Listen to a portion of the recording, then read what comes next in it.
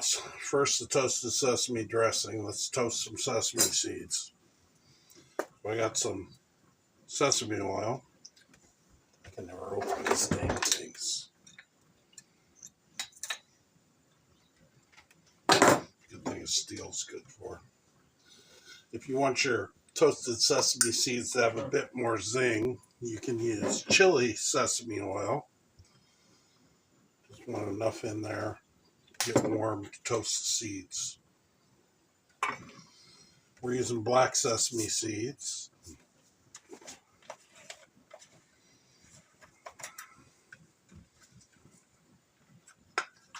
It says use maybe a teaspoon. I kind of go with it depending on what I need. So that'd be good. It's like popcorn.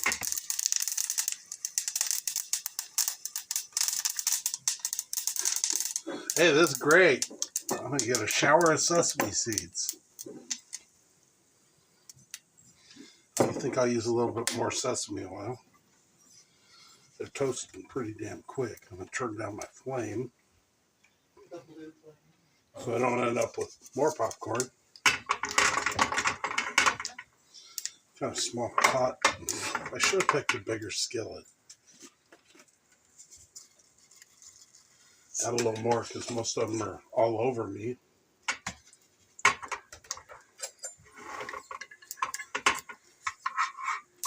And don't do as I do. It's a non-stick pan. I'm doing it with a metal spoon. I just want to toast these suckers real quick and then take this off.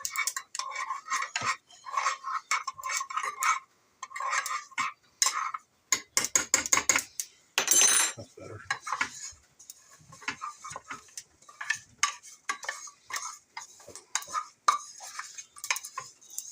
Which they are toasted. We're done with the burner. So, I got my trivets.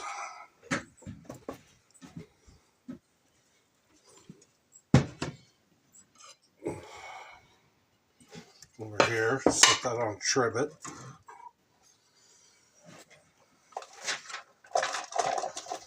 Now we'll add the other ingredients.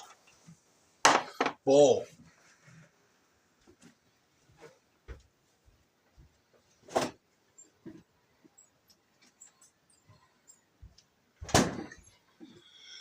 Most people would say use Kewpie mayonnaise, which is kind of more like Miracle Whip. It's pretty sweet. I'm not a big sweet fan, so I'm just using plain mayonnaise.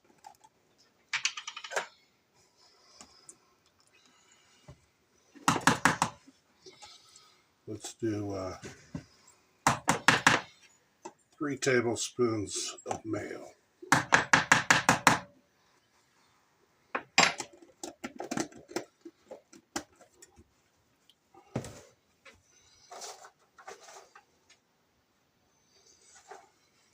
We got mirin here.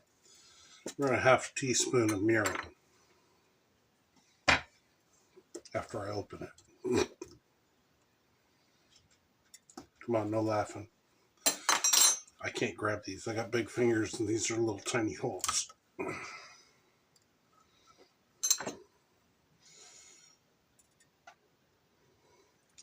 About 1/2 teaspoon. We're measuring with generic stuff. And about 1/2 teaspoon of toasted sesame oil.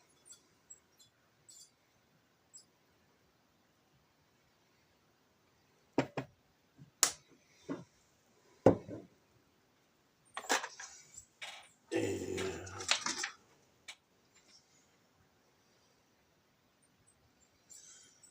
2 tablespoons of rice vinegar. I prefer this one. It's a little more mild. The green one's a little more, it's a little more sweet.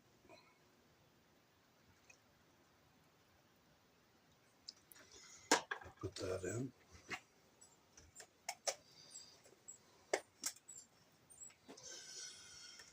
Oh, soy sauce. I use lots of soy sauce because I make teriyaki from scratch. 2 parts Worcestershire, 1 part soy. This is 1.5 tablespoons. So you can see my backdrop dropped. That definitely is 1.5. Might be more. So next time I should pour from a smaller container. Now we're going to take our toasted seeds. Draw right here.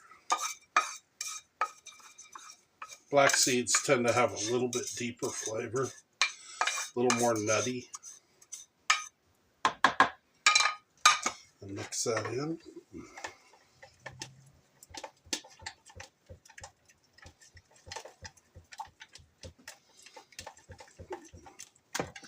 Should have brought out a whisk.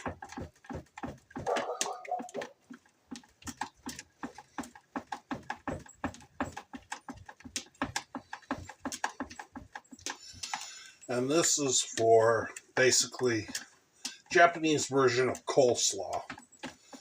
You take cabbage and you cut it very fine and you drizzle this across the top, and it's typically a side dish for katsu.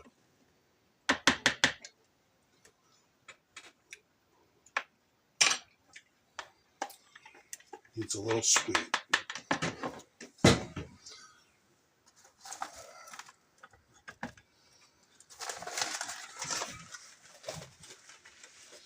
So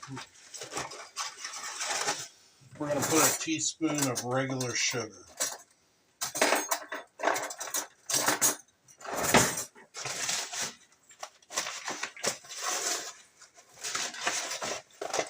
Regular old granulated sugar. You can use other kinds of sugar. It's just what I happen to have in front of me. I don't have any sugar in the raw, or palm sugar, or cane sugar.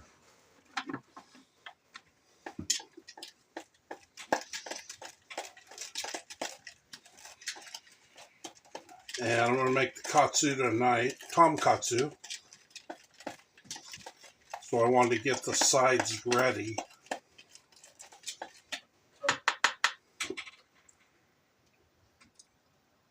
That's good.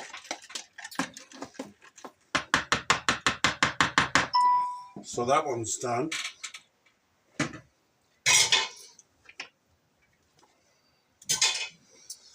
And we're going to put it in the fridge to chill till later.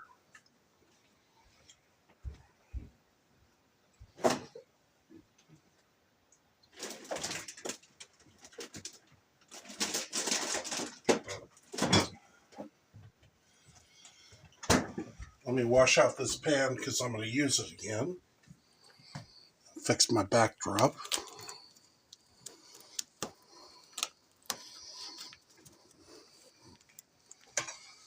And we're going to make a sauce similar to bulldog sauce. It's a tonkatsu sauce. It's actually katsu sauce. Tonkatsu is for pork. I don't know the name for poultry. Chicken katsu. Huh? Chicken katsu. Yeah, chicken katsu. But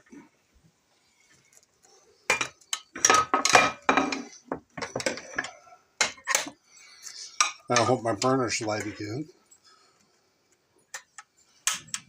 And they do. All the way around, in fact. How rare is that? So we look pretty blue flame. And this is like 5 ingredients. And the reason I got the burner on is I want the sugars. It's kind of like making Japanese barbecue sauce. You want the sugars to kind of work together to give it the flavor. So, heat that up. Not too hot. And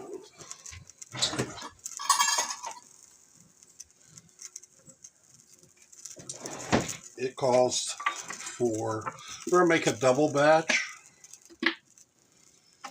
Need my ketchup to shake down because I have a lot of people that like sauce on things here.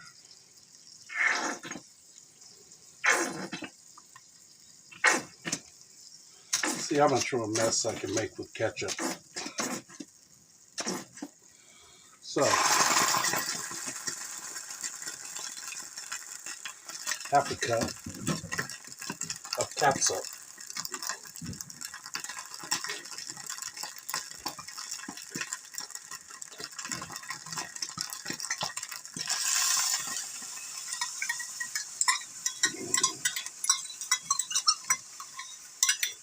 I add a little extra water because it is hot on this little burner, even on the lowest setting.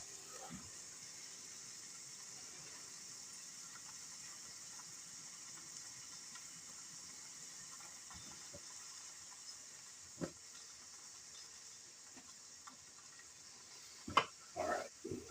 So, we need some Worcestershire.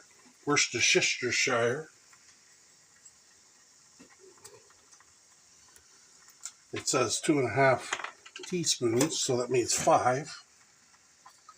1, 3, 5.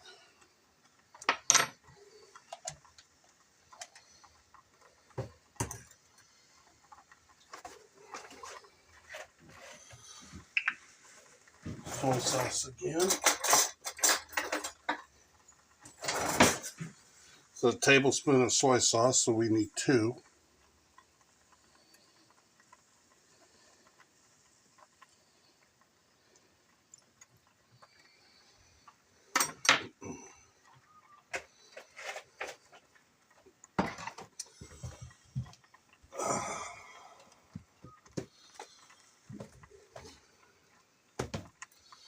It still needs a little bit of sugar.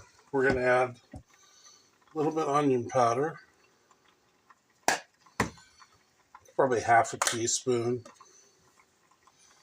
half teaspoon of garlic.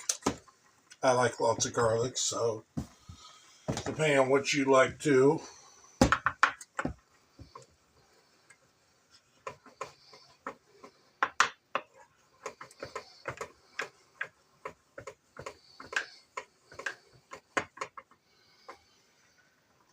And a tiny bit of, it says a half teaspoon, so since we're a double batch,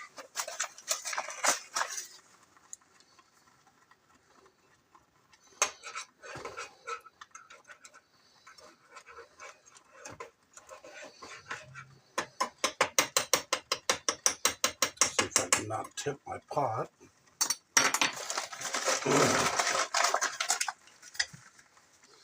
Now we just want to stir it until the sugars melt. It won't take very long.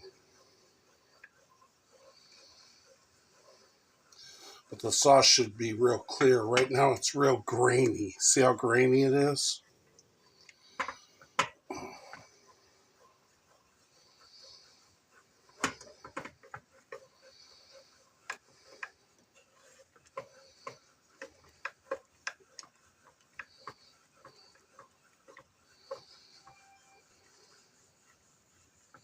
It's getting there.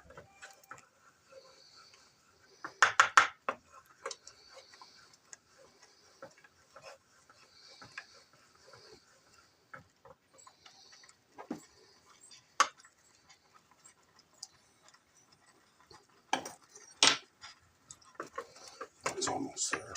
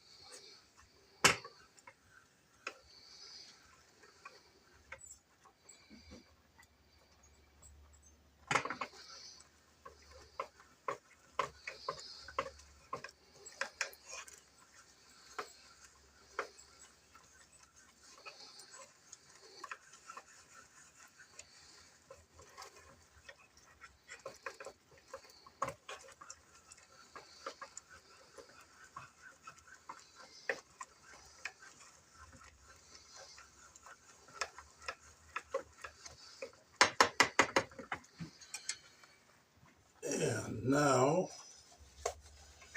I'm going to transfer that. I'm done with the burner. Actually, I'm going to let it cool for a sec.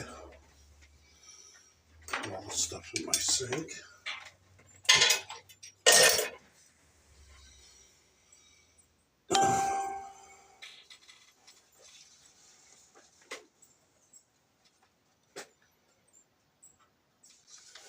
And that's pretty much all there is to tonkatsu sauce. You kind of got to tailor it to your taste buds. If you want a little more bite to it, I would add crushed red pepper. And if you want to make it extra bitey, you can do it during the heating process where the capsaicin of the pepper gets released, and that will allow it for it to be a little more nippy. So this is the sauce that's going to go basically with the tonkatsu.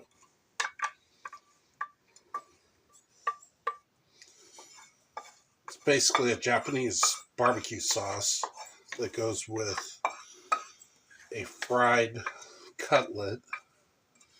We're going to do the prep on that in a little bit. I got everything ready almost for that. I'd have to move some stuff around. I could actually start it. Show you guys how to get it set up. Let me move some stuff off of my area.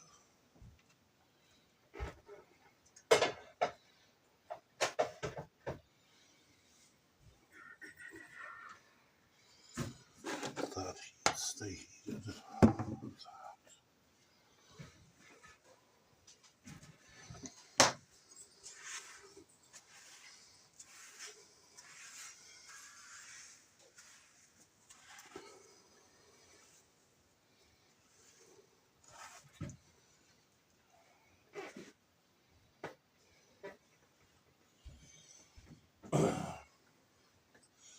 So I might as well do it.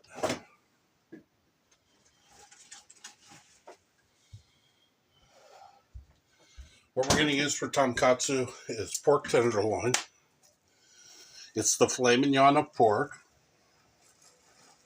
And I'm going to show you guys how to do these. This is bloody, so I'm going to open this over the sink. And we'll come back and do it after I get them separated.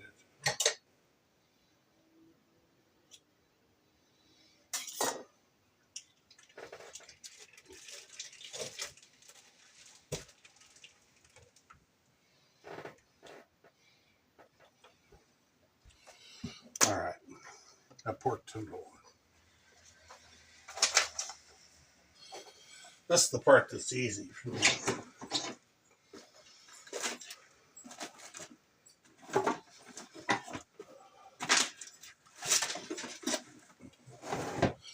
We're going to take a 1 gallon Ziploc bag.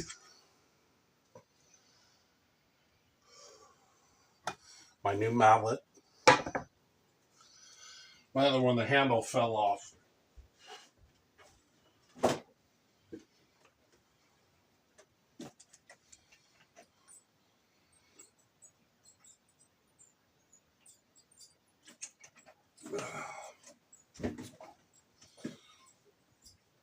And just for fun, I'll show you how to do a couple different things with pork tenderloin. Okay.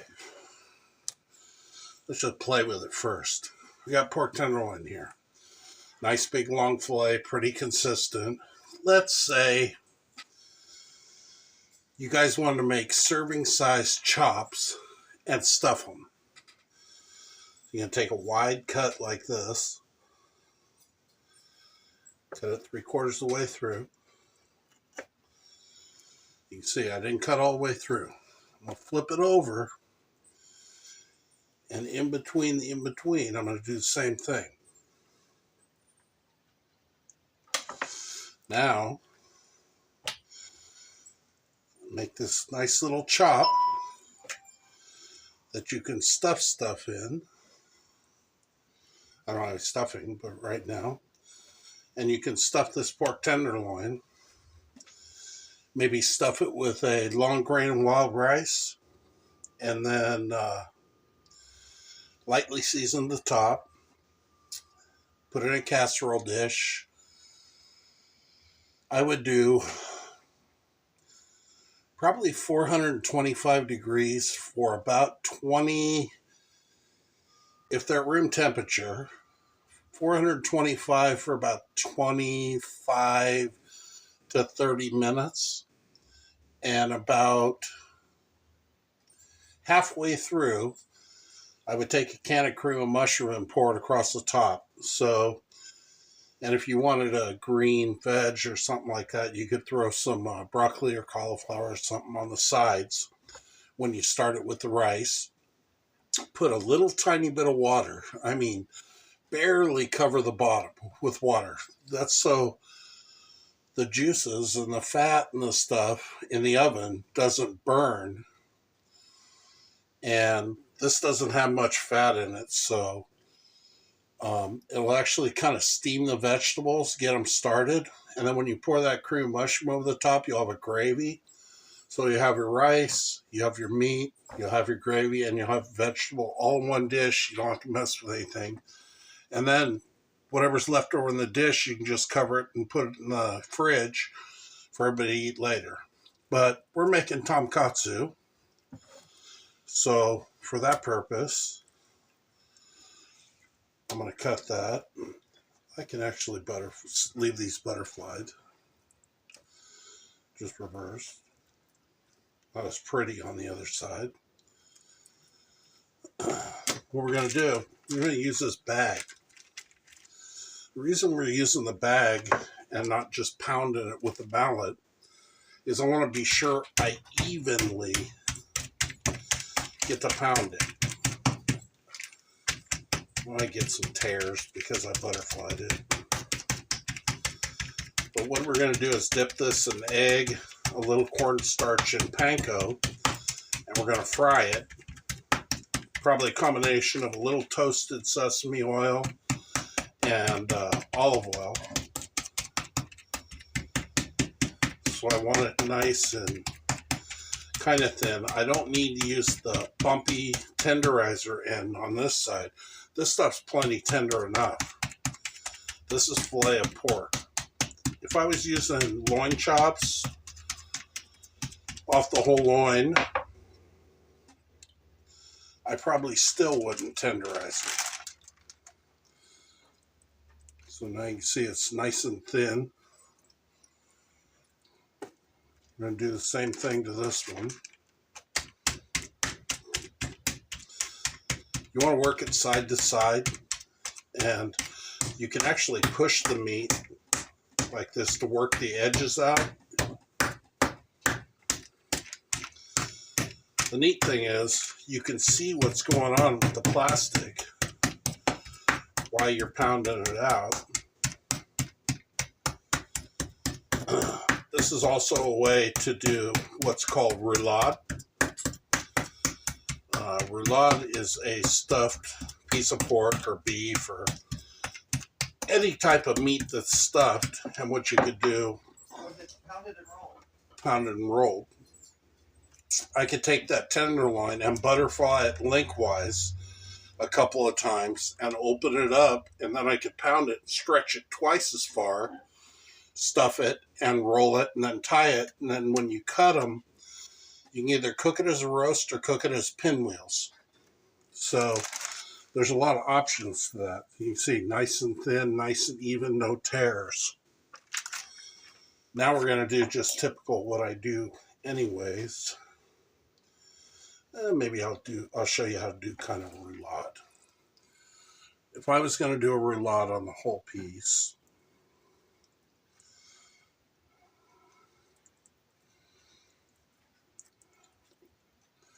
cut that. Then where you left off, you butterfly it again. I got this nice long piece. It's pretty thin though. I still want to pound it out. I want to get it even. You notice this is a pretty good size. It's got pretty good weight on this mallet. You don't need to hit it hard. You just work it a little at a time. This piece is actually going to be too long to fry. I'll have to cut it in half. But it's going to be a nice piece.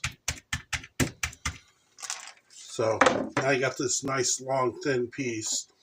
Now if that was a whole piece of pork, we cut it this way twice, it would be about this wide, and we'd have it flattened out.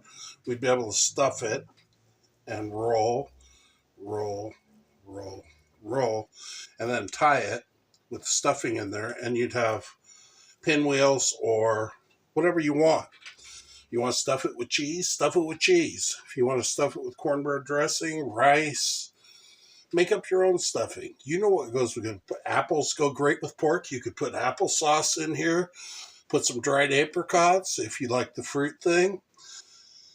If you like garlic, you can cut it with brown up some garlic cloves and butter and put garlic in here. Whatever you want to do. So for this purposes, I'm just going to cut it down like that. Actually, those pieces came out so nice, I might do the rest that way. You want to push down on the pork because the pork's going to want to move on you. You can see it nice thick right there. Cut down, then change the direction of your knife. You can see tips longer here than here. Just a little turn. And we come out with our bag. I can see a high spot here and a high spot here. It's not real high right here, but I'm going to tap it a few times. Push my knife off so it's not jumping. And I'm going to work those high spots where the low spots are.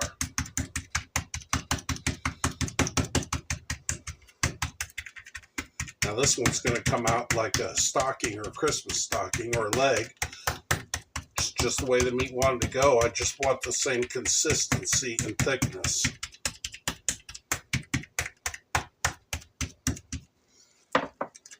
Peel up our bag. Take it right there. You got nice thin pieces. You want your pieces to be nice and thin so your coating can get crisp and the pork can get cooked at the same time. Now we get this kind of odd piece on the end, right? It's not too odd if you do it this way. And actually you just keep rolling. And just take your time.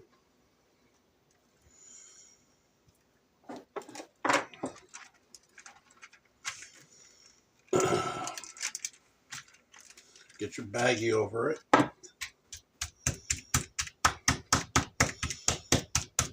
This could be also a way that some people do veal parmesan, and veal's really tough to get anymore, but pork tenderloin is very close to veal. You wouldn't even know the difference. So if you were going to do veal parmesan, you could do the exact same thing. Do these as your veal cutlets and do the parmesan, and it'll make a fantastic dish for you.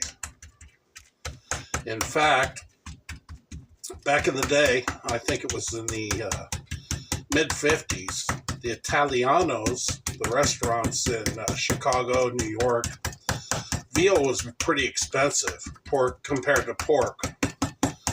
So they could charge that top dollar price for veal, but they were actually using pork tenderloin. They get that rock bottom low price and be able to make a bigger margin, and nobody'd know the difference. I tell you the truth, there's two kinds of veal. There's red veal and white veal. Red veal is a calf when he's begun to eat grass. and the grass causes the meat to oxidize. So the veal, red veal, what we call, like in your regular grocery store, people would get calf's liver, not veal liver. That's what calves would be.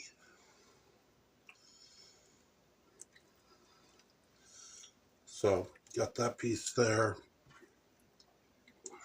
I think I'll stay with making the long pieces. When you get in the middle, it's super easy because they're super easy to work with.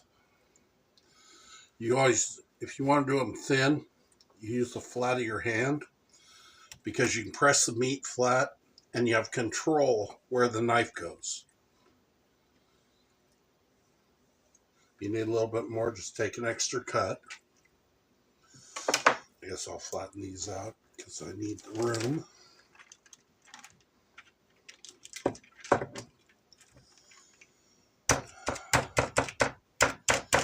Now, it's the same thing you do with chicken breasts as well. You people in the stores and stuff, you shouldn't be buying this thin sliced chicken. You can take a chicken breast, cut it 2 or 3 times lengthwise, put it on a board. You don't have a mallet, a wine bottle works great, as long as you got the plastic over it where you can see, because I'm not hitting it hard. I'm letting the mallet do the weight. I just need to see where I need to tap to get the right thickness. And I might have to hit it a little harder in some spots to get it to work out.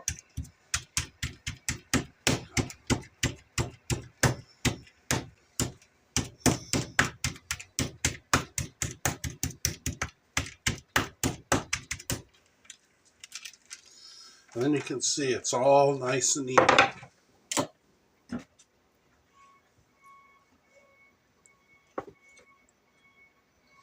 That's getting dull.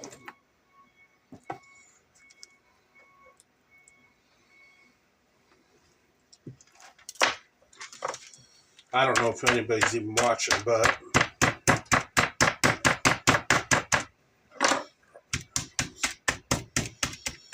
we need some more subscribers. People that want to learn stuff, you can come to my channel. I'll teach you how to do stuff that nobody really does anymore. That way you can make your dishes at home. You have a lot more fun doing them. They'll come out a lot better. Because if I would have did just pork tenderloin, tried to do katsu, it ain't going to happen. I would have to get sliced pork. Now, where am I going to get sliced pork? You're going to get pork chops, and that's it. So you really can't make the dish unless you're going to take these pork chops that start out about this big around. By the time you pound them out, if you get them nice and even, they're going to be about that big around. So you're going to have to cut them in half and fry them and be sure they're nice and even. And they're not going to be near as tender as what pork tenderloin is. I got a couple of my meat cutter buddies that watch the channel. And they're like, what are you going to do with all that stuff?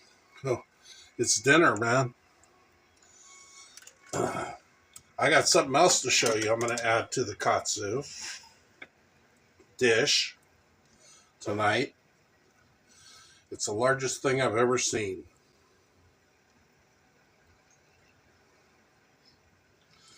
I'm going to do some tempura vegetable.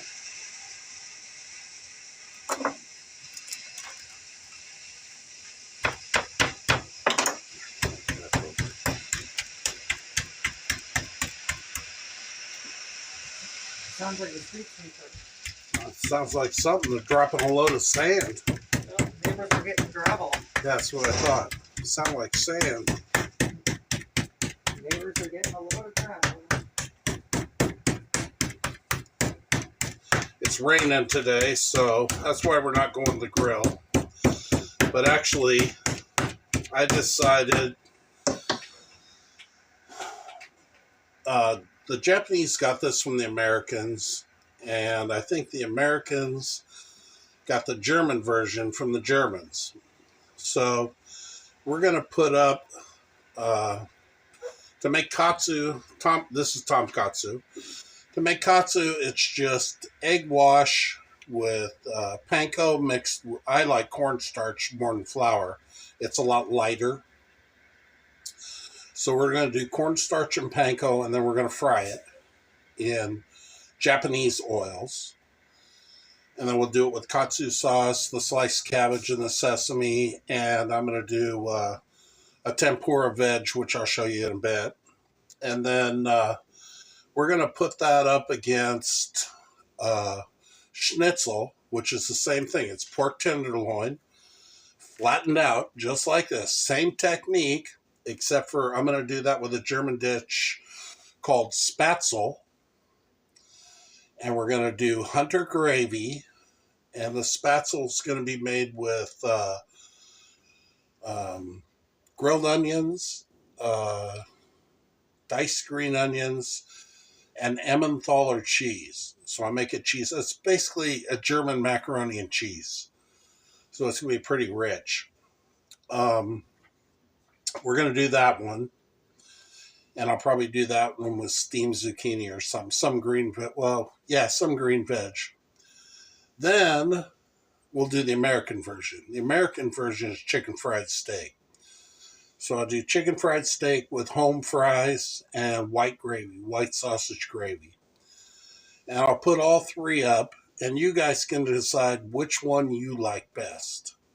But they're basically all the same, except for chicken fried steak uses beef round that's been tenderized, and these two use pork tenderloin. So I'm trying to give you a kind of different versions, different place. Almost every place in the world's got a different style of using the same meat in a certain kind of way. You can find meatball soup in France. You can find meatballs, like I think it's wedding soup, meatball soup in Italy. Albondigas is Mexico and Spain and some of the South American countries, which is meatball soup. So every place you go, they have their version, their country's version of kind of the same thing.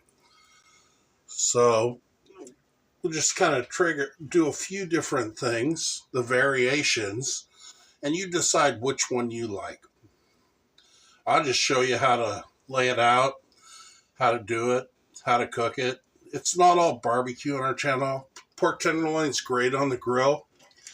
I can do a lot of things with it. It's super tender. I mean, here's a good example. Look at the size of it. You could cut kebab cubes, cut these in half, or whatever size cube you want and string them. They're going to cook super fast. It's filet mignon, basically, of pork. So you're going to want to hit them really hot, really fast.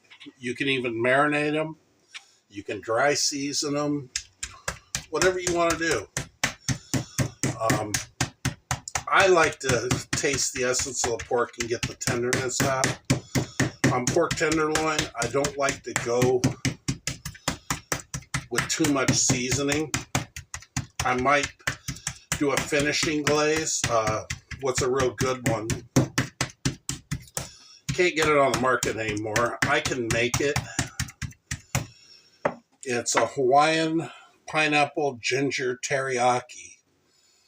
And I like a spicy version. And basically when the pork's, after it's kind of pretty much cooked, you start glazing it with that. You reduce the temperature, let it sit off the side and get sticky. It's out of control.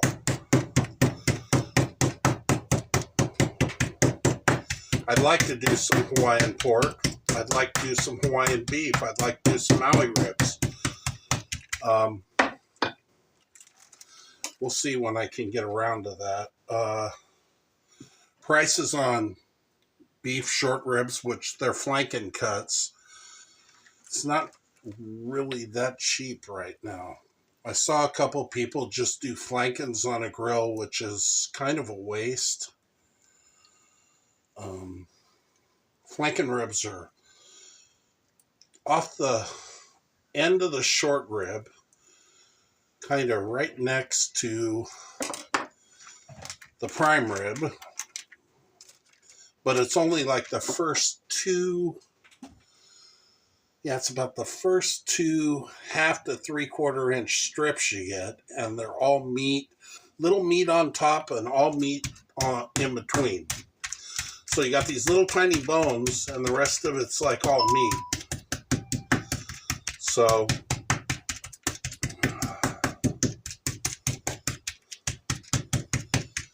too early in the morning to cook tonkatsu.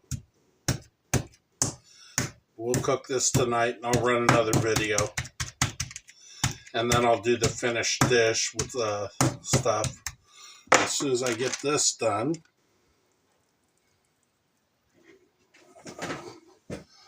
Let me get a bag.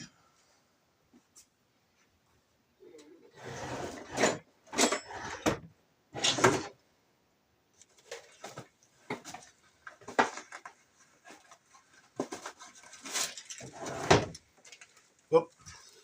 I can see it fell over.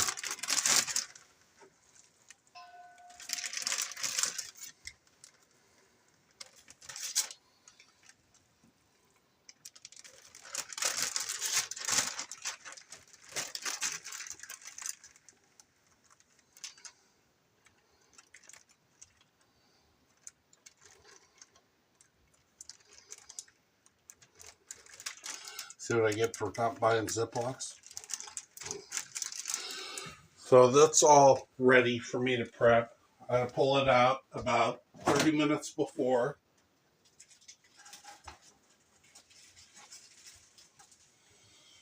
I want the pork to be room temperature when it goes in. Now the tonkatsu sauce has cooled. Get that. Put away. Take that bag out.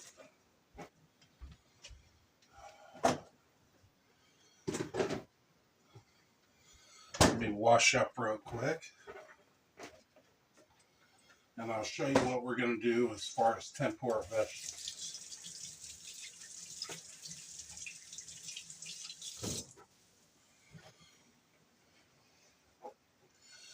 Now I'm going to cut these vegetables pretty thin. But this is what we're going to use. The zucchini. This thing is 2.5, 3 feet long. It's like a bazooka. Go to war with this thing. So I'm going to slice this about 1/4 inch and then dip it and batter it and have sliced zucchini deep fried in the panko. And we're going to have that as a side to the cabbage, which should be nice because the cabbage is going to have a little vinegar bite. The fried tonkatsu is going to have, that crispy, juicy pork. And then I'm going to have that little bit of green vegetable that's going to be crispy tasty. Basically fried zucchini.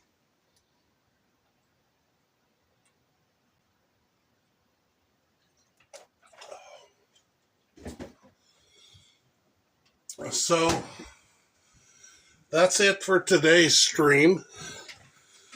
Till I start cooking tonight, like and subscribe. If you guys want to see more stuff,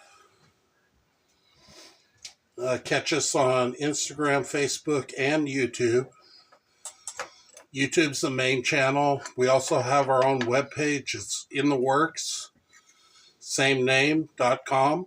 Chasing the Missing Link. And I'll try and work up. I got some dishes. My birthday is next Saturday, so I think for my birthday I wanted to smoke a whole brisket, a prime one. So it might be that, or I'll work up that whole rib roast, make pinwheel steaks for myself off the cap, the lifter, which is the soleus muscle. And then cut the rest for a roast, Thai roast, put that away, and cut some steaks for either steak and eggs or some barbecue and steaks, and then pack those up. Haven't decided yet. I got a lot of stuff in the works, sausage, all kinds of stuff.